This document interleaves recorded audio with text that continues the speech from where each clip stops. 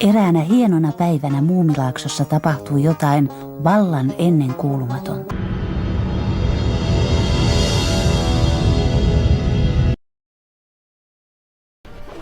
Tunge se siihen paskapökäle!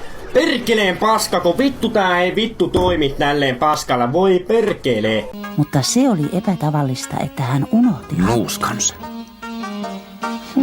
Perkele! Voiko tuo olla isä? Ei se kukaan muukaan ole. Mutta missä isä? Nuuskan.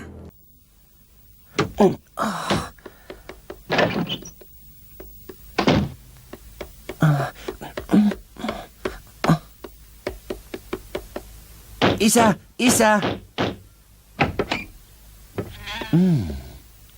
Ahaa, isä. Nuuskan.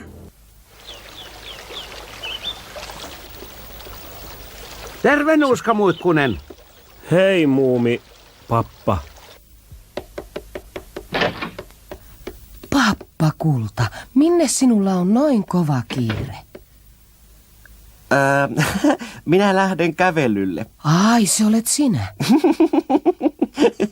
Isä lähti ulos ilman. Nuuskan. Taivas, sitä hän ei ole tehnyt koskaan. Minä juoksen perään viemään Nuuskan.